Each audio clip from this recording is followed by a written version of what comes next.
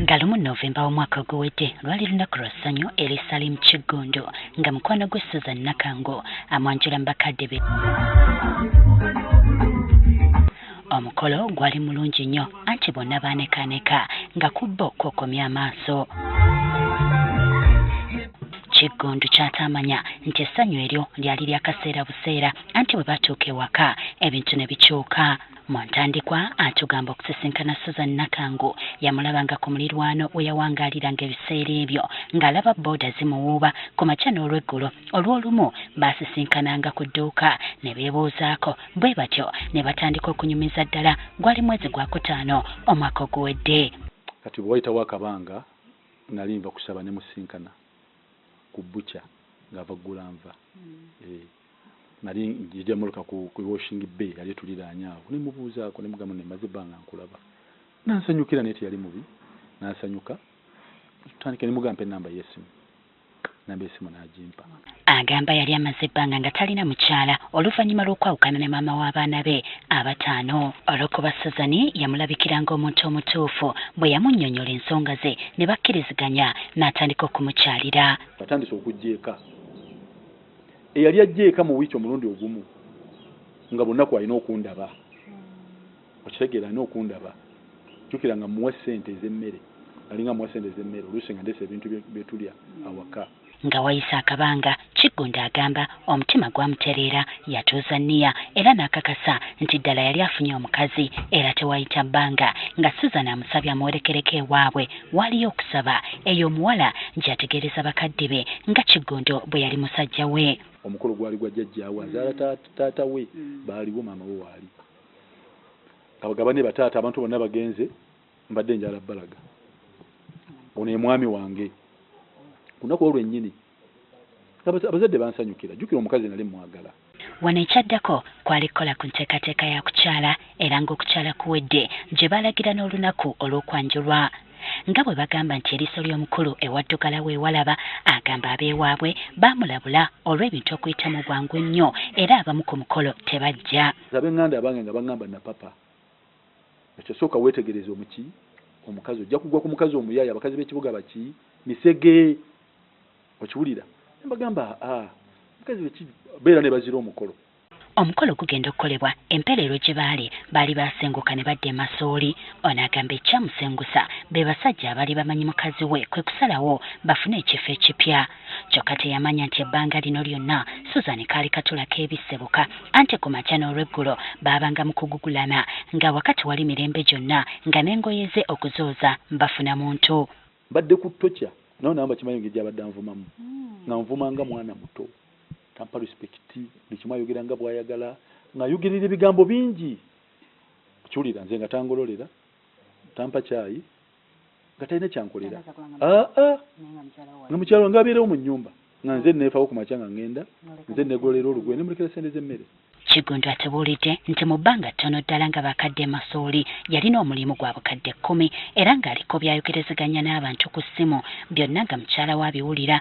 Kyokka ekyamumala enviiri ku mutwe be babbi okubayingirira enkeera nga balina n'ebiso nga bwe bamusaba ssente era okukkakkana nga batutte buli kimu. Omuvubuka ng'agamba batugambye olina ssente kuba oyo omukazi we ayogera ssente gye ziri batugambye olina ssente ne mbuuza ani yandebye ne ssente okitegeera ne batuuka n'okusaba empale gye nayambala Mande oba batubba Lwakubiri nga baagala empale ya Mande ey'oku Lwokubiri yena yadde nyambadde naye nga bagamba mukazi Bugambe yaleta empale gye yabaddemu Bugambe yaleta empale gye yabaddemu. Bwe yaddukira ku poliisi omukazi yamuvuma ebitagambika. Amaluso gafuuka engeregeze obudde bwetooloola wabula ng'embeera ye tekyukamu. Kyokka ono agamba buli lunaku yabanga n'essuubi nti luliba olwo mukazi we alikyuka kino tekyasoboka. Ono alumiriza Susan okufuna omusajja omulala era Kigundu waatabadde ng'omusajja ono amunona. Kati nenkitegeera nti alina omusajja gwe yafuna okiwulira bw'afuna omusajja alina okulwana ennyo okulaba nti ono amuta agende n'oli era omusajja abadde ajjawo wano. Bwe yabyogerako omukazi yamuvuma okumwogoloza. Muwala mukalu nnyo era bw'omulaba bwe yeesooka okwesirisa oyinza okulowooza muntu naye mukalu kyava yeesirisa awo nanvuma ebigambo bwe biti. Kiggundu agamba okusisinkana Susan yalina amabanja agali eyo mu bukadde obuna kyokka olw'okuba yali amwagala yafuba okulaba ng'amuyambako okugasasula.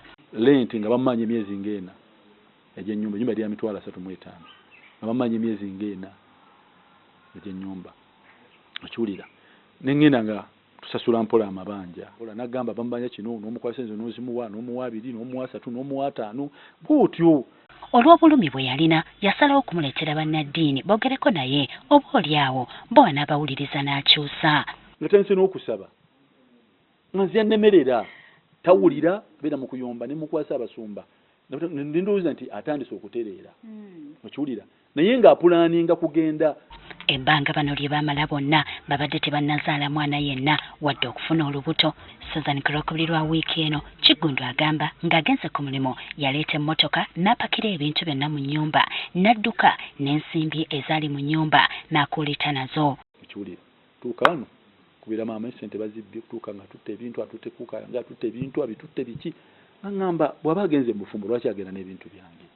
Okukwata essimu okumukubira Susan yamusekerera busekerezi n'amulagira aleme nakkubira bakadde be ate okkubira nnyina naye yamutegeeza ng'ebintu bye yatutte bwe byali ebibye.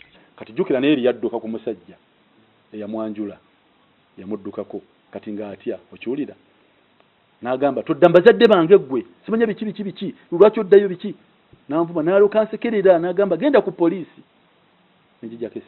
Mu kiseera kino ensonga zino ziri ku poliisi e Kasangati nga bali mu kunoonya mmotoka eyatutte ebintu.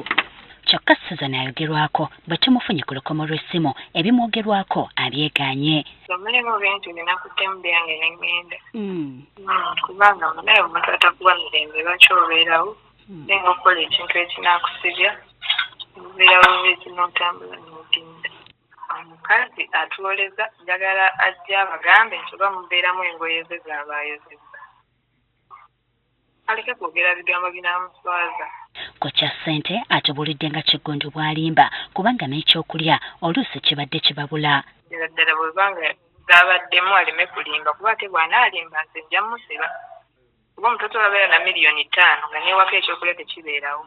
Kati kye tulinda kye kya poliisi okulaba ng'enaazuula omukyalo ono waali asobole okuzza ebintu bya Kiggundu nga bw'agamba.